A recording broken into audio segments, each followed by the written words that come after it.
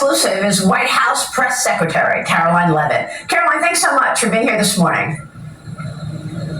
Thanks for having me, Maria. It's great to see you. So I know that the president is zeroing in on this bill. We are in the final 11th hour here as the Senate works through it. But let me start with Elon Musk. Does the president have any plans to speak with him this week? Has he spoken to him yet since this fight?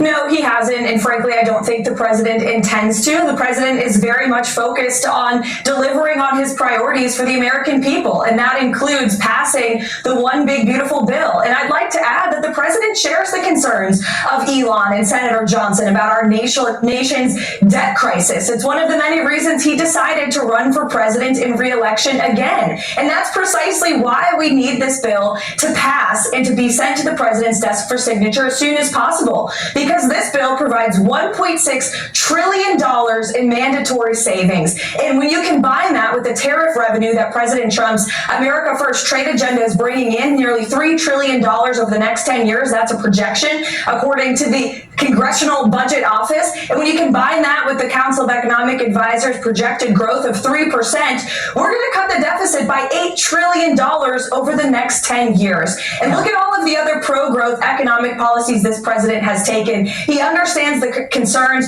about our nation's crippling debt. That's why we need this bill to pass. It will ultimately reduce the deficit, and the president is very much focused on signing this historic piece of legislation. Yeah, and I know the president has said many times that his ultimate goal is to balance the budget. So we know where his heart is and where his priorities are. But, you know, Karoline, right. The Washington Post reported after speaking with Steve Bannon that Elon Musk aggressively body-checked Treasury Secretary Scott Bessent in the White House. We're all trying to figure out what happened here and how come this got to this level. What happened? Did he body-check the Treasury Secretary in the White House? Well, look, when this story originally broke, I said from the podium that there have definitely been healthy disagreements amongst the cabinet and Elon Musk. There were times in which they got frustrated with one another, but I think that really speaks to the heart of this cabinet and the president's team, that they can have these robust disagreements and then still come together to do what's right for the people they are serving. And you saw when President Trump graciously sent Elon Musk back to his companies, Secretary Bessent was there in the Oval Office, along with Secretary Lutnick and Stephen Miller. I was there, the Chief of Staff was there, and we were all hoping for the best for Elon. And I think it's unfortunate that now that he's gone back to his companies, he is lambasting this bill that he was very much supportive of by all accounts. I mean, he never spoke out against it until he went back to his companies, and that's okay. He has a right to speak for his companies, but the president and the Treasury Secretary and this whole cabinet are working on behalf of the country, so everyone is focused on moving forward now. I understand, and I want to get to your thoughts on the trade talks tomorrow. But Karoline, what I'm trying to understand here is how rough this got, because the president said that Elon Musk disrespected the office of the president. Now, we know that there was real disrespect in a lot of those X posts from Elon Musk, for sure. But did he actually get physical? Was there a fist fight that he body-checked the Treasury Secretary? I certainly wouldn't describe it as a fistfight, Maria. It was definitely a disagreement. Although I was not there, I didn't witness it with my own eyes. I heard about it through secondhand reporting. But again, we've moved on from that. The president has moved on from it. And the entire administration is focusing on passing this bill. But also, Maria, cutting waste, fraud, and abuse from our government remains a critical component of this administration's agenda. Understood. Okay, so tomorrow the trade team is going to be meeting with their counterparts in London from China. So you've got the China and U.S. trade conversation front and center here, as well as the big beautiful bill. What would be victory from the White House's standpoint in terms of these China talks tomorrow, Karoline?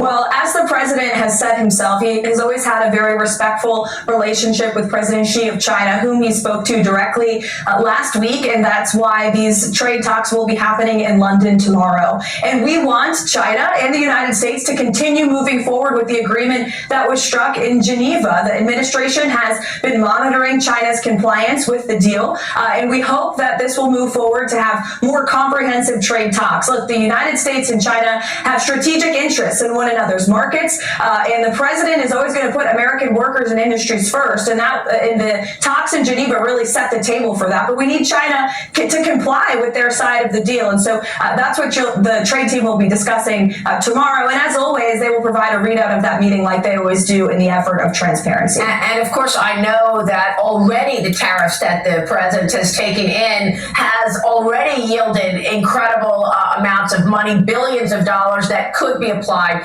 to the big beautiful bill and paying for it. Stephen Miller put a post out about the details of the big beautiful bill, and he was attacked by one of the reporters apparently on ABC. I saw your tweet about it, and you say last night in a since deleted post, so-called journalist Terry Moran went on a rampage against Stephen Miller. What happened, Karoline?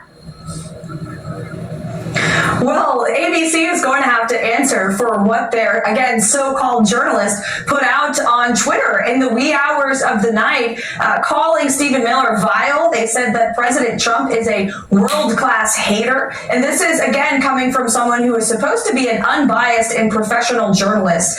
This is unacceptable and unhinged rhetoric coming from someone who works at a major television network. We have reached out to ABC. They have said they will be taking action, so we will see what they do. But I think this speaks to the distrust that the American public have in the legacy media. And it's why in the White House press shop and in President Trump's White House, we have made so many significant and much needed changes to press access and transparency at the White House. We've invited in new media. We have shaken up the White House press pool. And we also just won a major victory over the Associated Press, who thought that they had a constitutional right to walk into the Oval Office or to fly on Air Force One, and a judge said no. In fact, those are privileged spaces that belong to the President of the United States. And this is a great ruling for democracy. We fought them in court and we won. And so we will continue to keep or hold journalists accountable. All we're asking for is truth and transparency. That's it. Of course. And you said ABC is going to take action. What do you expect that action to be?